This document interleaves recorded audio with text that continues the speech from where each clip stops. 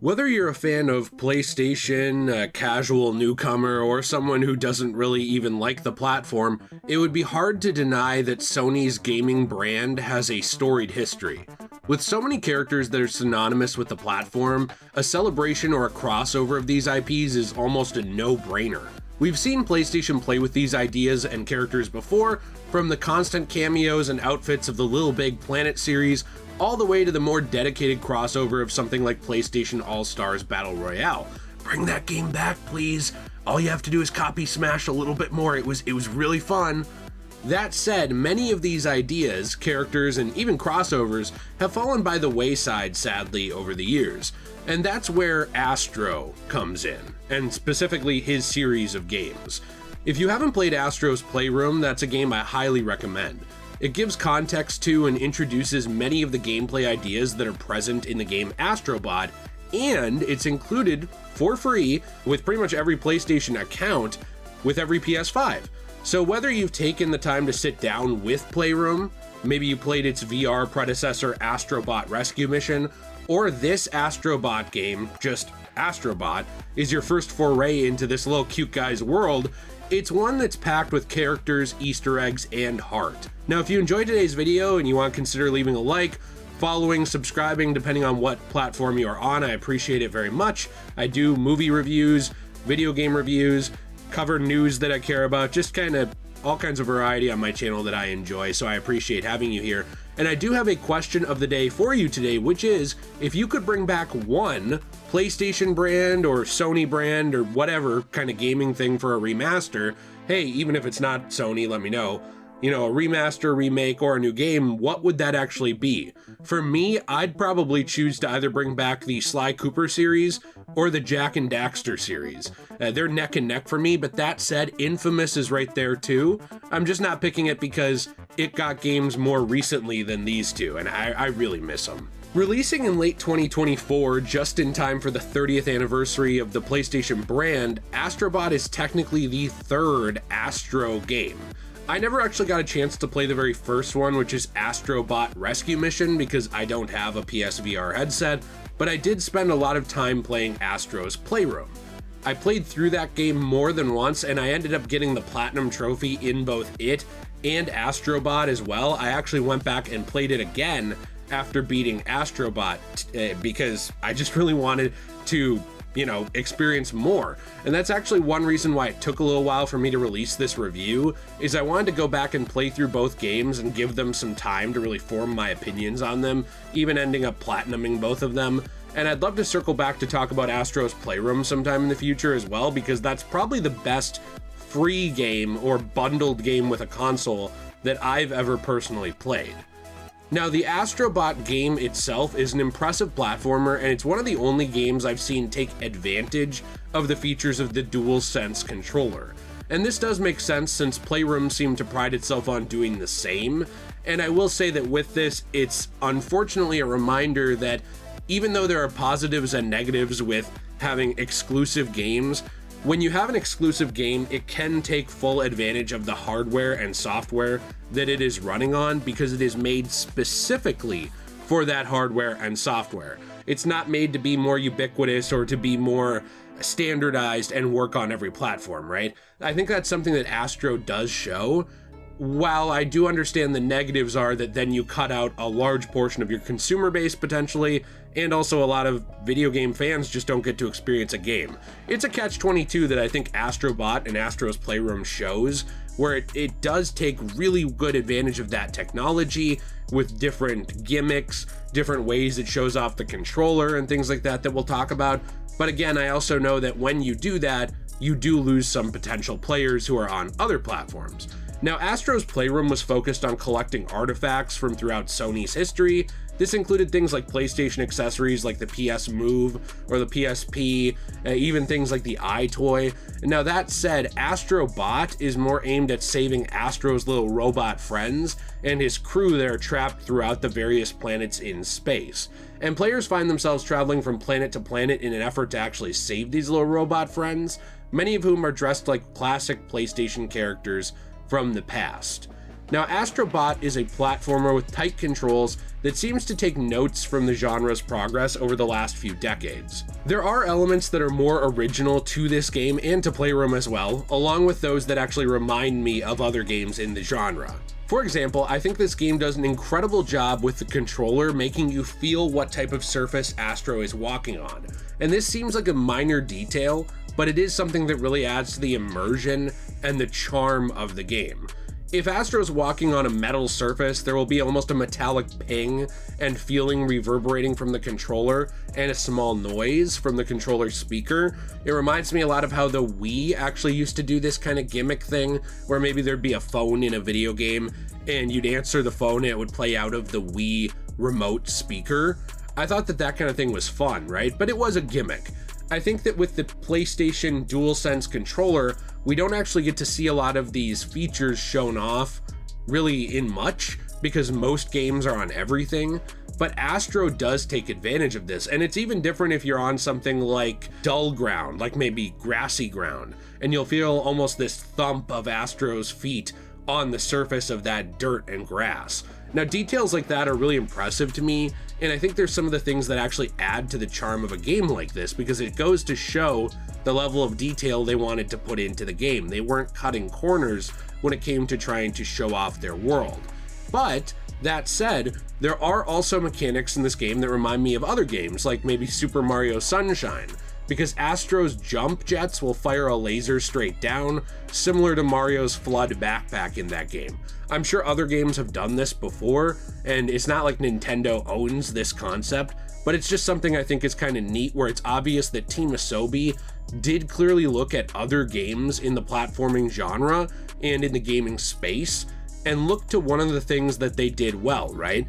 And they tried to incorporate their own takes on those things and on platforming mechanics that didn't ignore the lessons of past games that, many different talented development teams made, but it also didn't outright copy them in a sloppy or lazy way. Now, while this game is primarily a platformer, it does have some segments dedicated to other various types of gameplay, and actually some of these segments are some of my favorites. For example, there's a couple of segments that use elements of shooter games, or they focus on gadgets like a bow and arrow, and Astro Bot actually expanded these ideas from Astro's Playroom significantly. Playroom did have gimmicks like this. They weren't actually based off of PlayStation characters as much as they were just based off of little gadgets that Astro would find that were more themed, I would say, after himself or other robots.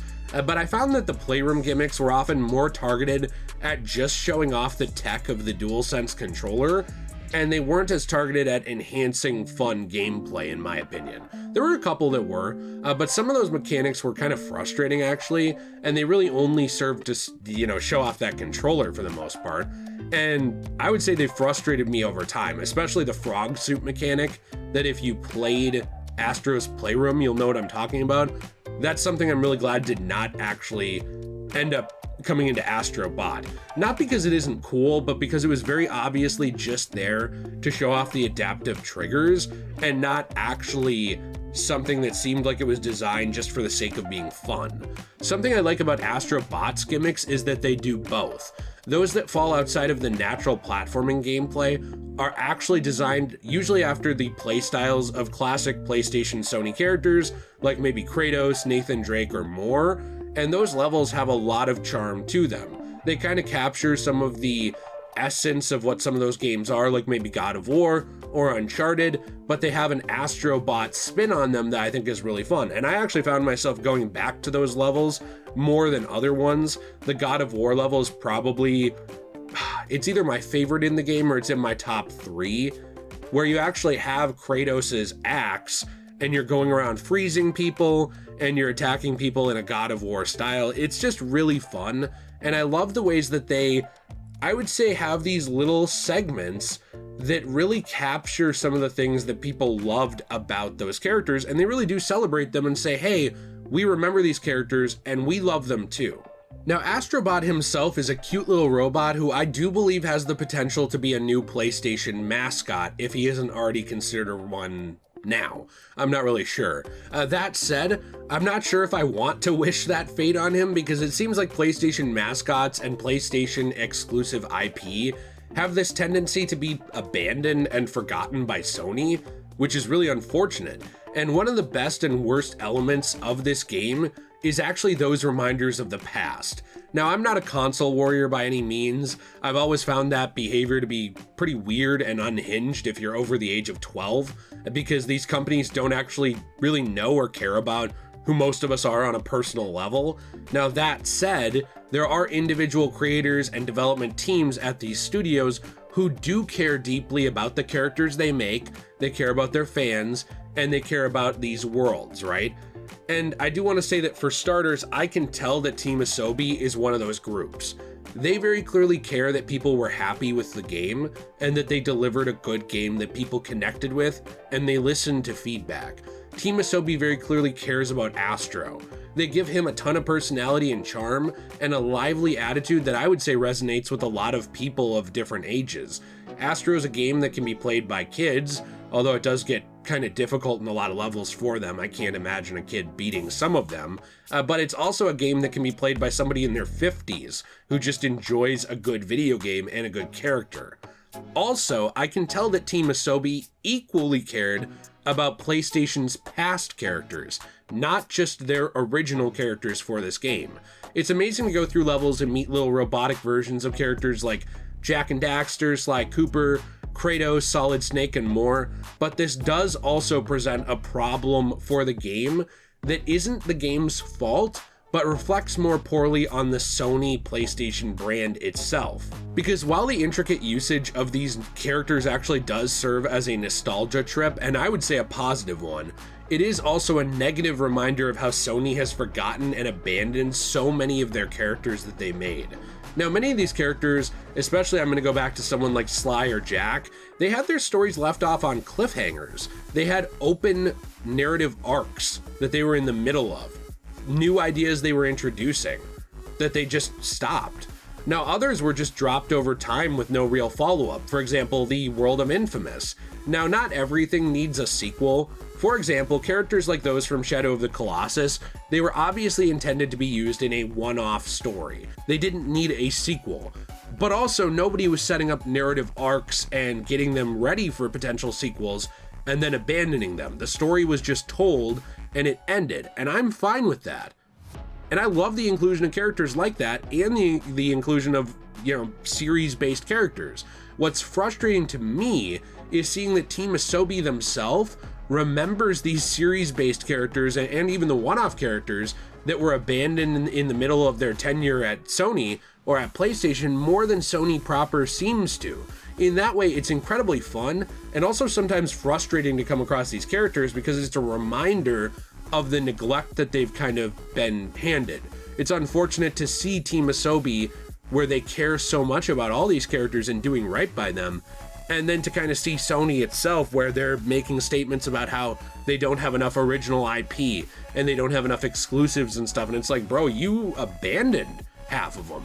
And one thing I do adore in this game, though, is the fact that you can get your own costumes based on these ideas, too, and based on original ideas created by Team Asobi just for Astro. So these are all great and they're fun. You can tell a lot of effort went into them. There were a bunch more, though, that I also wish were in the game. I was actually surprised that you could save characters like Solid Snake, Big Boss, or Raiden from the Metal Gear series, or even my wife Jill's favorite, Lara Croft, but there was no actual, outfit for her from Tomb Raider, even though Tomb Raider started out as a big PlayStation thing.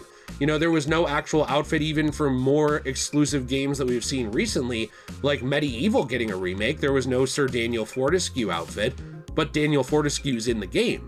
So that's something that kind of bummed me out a little bit, is that even though I love these characters, it was really pick and choose which ones you could just interact with, for fun and save, and which ones you could actually get an outfit for Astro for. So I'm glad they're here, but I do wish that there was more costumes based off of them, and I'm not sure how hard this would have been, but I had kind of thought when I was saving these characters, especially because most of them have a very similar character model to Astro Bot himself, that you would have been able to wear the outfits of pretty much all the bots that you saved.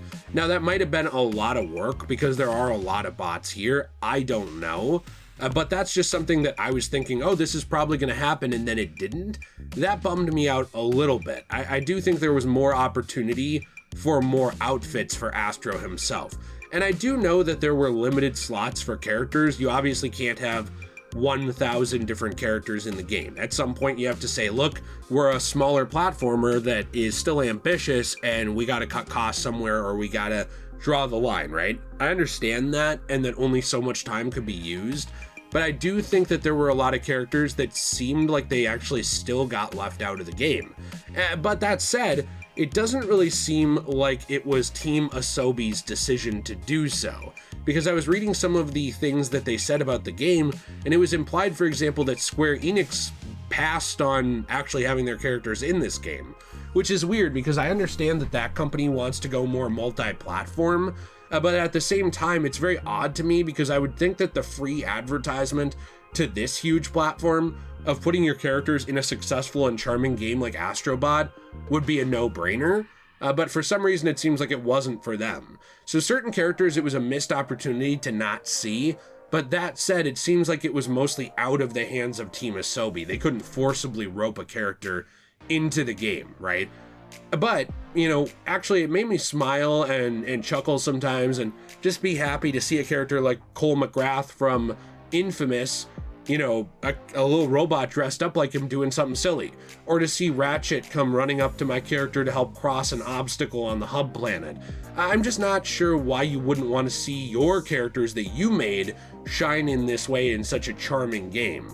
That's something I don't understand, but that's more on companies like Square Enix and others who seemingly passed on the free promotion of putting their characters in here. Which I want to mention I think is saying something, because even Konami was, you know, excited to have their characters in here with representation from series like Metal Gear Solid and Silent Hill. So it's just odd to me that that was the case. Now, one of the only things that I outright disliked about this game was elements of its difficulty. Now, hear me out. I like difficult games. So before you say, well, you just couldn't beat it, I'm a Soulsborne fan for fun. I enjoy and understand difficulty, and while I do understand that there are harder games out there than, say, the Dark Souls franchise or Bloodborne or any of these things, that's just an example of the type of difficulty I actually enjoy. When there's a hard mode in games, unless it's really poorly balanced, I usually end up choosing that. I think it's fun. That said, I truly thought Astro Bot was at its best when it was letting you do normal platforming, or when it was experimenting with gameplay gimmicks in the more gimmick-based PS levels, like the God of War one or the Uncharted one or any of these. But when it comes to difficulty, I want to stress that I did 100% this game. It's not that I couldn't beat it. I did platinum it. But that said, many of the challenges, especially the clusters based off of the PS buttons, I felt like they were difficult just for the sake of being difficult. It didn't really feel like their difficulty added much to this game for me, other than pure frustration. And these challenge run type levels, they felt to me, because of lack of checkpoints and very specific jumping, that they were just repetitive, and they led to having to play that level perfectly. Now, a lot of people love that type of game. You know, things like Super Meat Boy are very popular, obviously, but it doesn't really fit for me with the general gameplay and the rest of what the Astro Bot game does. It felt like the older style of games where a development team would just try and crank up the difficulty near the end so you didn't get through their game too quickly because the game was shorter. All of that said, to me, this was actually a near perfect game. I don't give scores for games because I think they're way too subjective, and then you end up having people going back to them and kind of doing the IGN thing of like comparing Too Much Water to giving Call of Duty or Madden a 9 out of 10. So I don't really do that, but I will say that to me, this was near perfect. If there was just a few more costumes or characters that I feel like just ended up not being in the game based off of some of these amazing IP, and maybe there was some more natural spikes or progression in the difficulty of the game's ending stages and challenge stages, I think I would have considered it even closer to perfection than I already did. I want to stress, these are really the only things I didn't enjoy about the game. I think that's saying something. One of those things was wanting more costumes because they were already good, and the other was just finding some of the difficulty forced. I don't remember the last time I had this few negatives to mention in an official review. I don't think I'm a negative person by any means, but I would say I'm probably more balanced than a lot of people. Not in terms of like that being a good thing where it's like, oh, they're shills or sellouts or they're haters. But what I mean is, I feel like a lot of times I'm able to notice good and bad, even if it's my favorite thing ever. In my favorite games and movies, there's still things I can see that I didn't connect with or I would not consider strengths of that thing. Astro Bot's a game where I can tell it was made with a lot of love, care, and reverence for people's art and respect for the players and their time who bought the game. Now, even the game's physical case had unique art that was cute, it showed off different PlayStation characters, and games like Astro Bot are really important to me. Games like this actually, and Stellar Blade as well, which I talk about a lot on my other channel, JayRPG, so if you want to check that out, the link is in the description down below to that channel. But games like this are more like single-player, self-contained games. It's not that nothing can be added to them, but they are complete games at launch. And I think this kind of thing is very important in today's world, because it's a world where a lot of things are released broken, buggy, messy, or unfinished, and the mindset is, well, we can always fix it later with updates. And I think that's why games like Astro Bot are so important to me in a world focused on maximizing revenue and players' playtime, because it's self-contained, it's complete, it's fun, and it can be enjoyed from beginning to end, whether you bought the disc, whether you bought it digital, whether you got it launch day, or whether you get it in 6 months.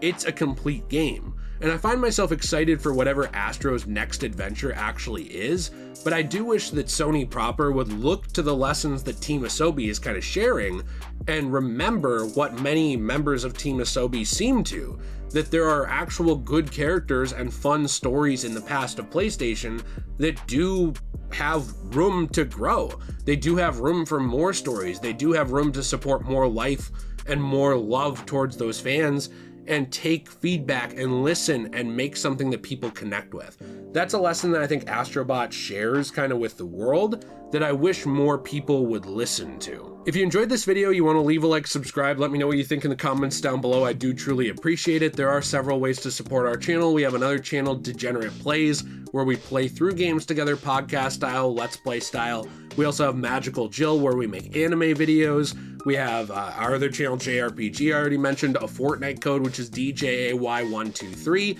And of course, as well, we do have our own store, CosmoBunny.shop. Now, this is a store we run where we preserve manga, comic book, and magazine paper. What we do is we take these comics, manga, and magazines that are damaged, we turn them into transformative items for your home, like coasters, keychains, trays, and more. We try and preserve elements of that for the future, while also recycling the rest.